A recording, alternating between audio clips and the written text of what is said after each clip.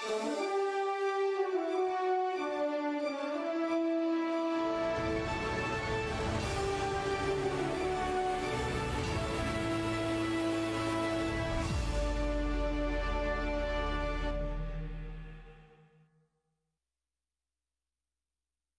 ay nabubuhay sa panahon ng pakikipag-agawan.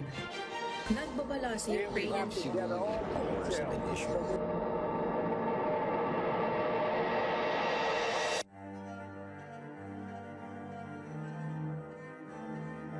bilang mga kawal ng Diyos, tungkulin natin na daigin ng kabutihan ang kasamaan.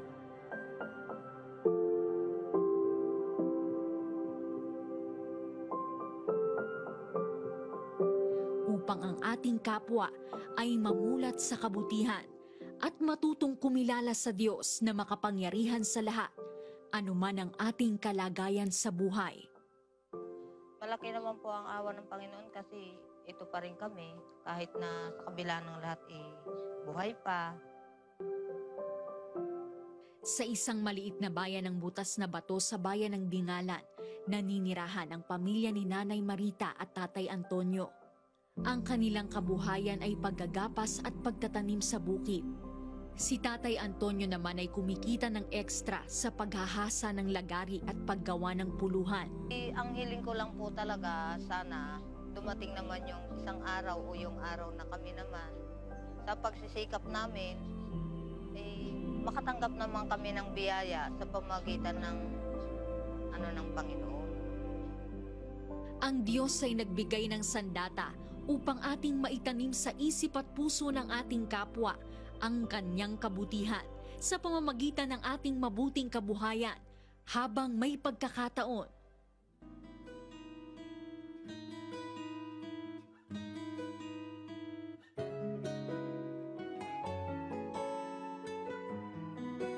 Pero nagpapasalamat sa una-una sa Panginoon.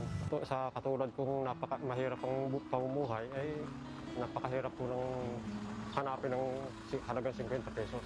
Ako po ay lubos na nagpapasalamat. Una-una po sa Panginoon, pag may mga tao po palang magagandang loob at magaganda ang mabubuting puso na pumunta rito sa amin para magbigay ng ganitong serbisyo sa katulad naming mga mahihirap. Ako po nagpapasalamat. Kami po kasama po yung barangay council, pati po yung mga kabarangay namin na sa pagtulong ng MCGI. Siyempre, unang-una po sa Diyos. Napakagandang pagmasdan na ang kapatiran ay isang katawang gumagawa na kung mayroon mang tukso o anumang anyo ng masama, tayo ay matibay na nagtatagumpay, pagkat ang kabutihan kailanman ay hindi magagapi at patuloy na magbubunga ng pananampalataya. Pagkatapos po nalubog po, siyempre po para pong magaan po baga, yung wala ka pong sakit ng loob, yung magaan lang po sa sarili mo po, yung wala ka pong sama ng loob po sa kapwa mo po tao, tapos po yung mag-iisip ka po ng masama.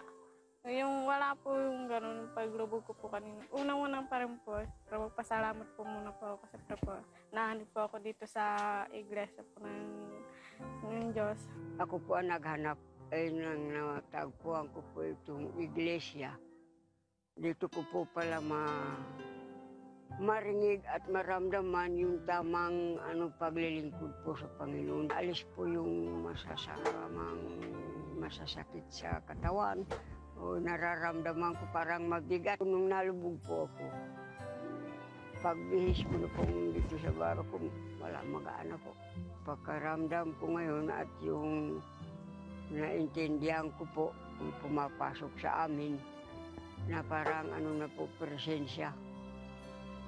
Yung presensya ng Diyos po, nagpapasalamat po. Kasi naalis po yung mga masasamang espiritu. At sa bawat hamon ng buhay, pagsanayan natin ng sa tuwinay pananalangin. Simpleng pagtawag sa Ama, subalit tunay na kaluguran para sa Kanya, sapagkat ating kinikilala na Siya ang dakilang Ama. Kaya sana po rumami pa rin po tayo dito sa MCGI po. Para po marami pa rin po maligtas po na kaluluwa. Ano po ba yan, nakakagaan po na marami po tayo. Masaya po na marami po. Ang kahilingan ko po sa Diyos, huwag kaming pabayaan at tulungan din po niya ako sa pagkuha ko doon sa mga ibang tribo para po kasi siya po ang mas matibay na katulong na kukuha sa mga tribo.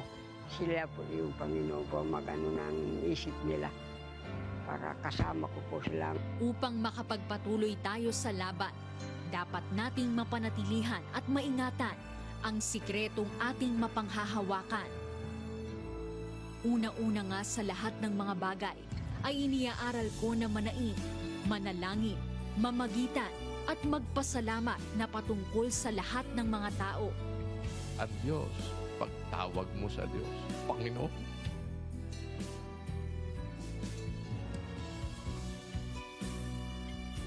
Kaya, ano ang ating gagawin? Let us live a prayerful life. Sa Diyos ang lahat ng karangalan at kapurihan. Milyong salamat sa Amang Makapangyarihan.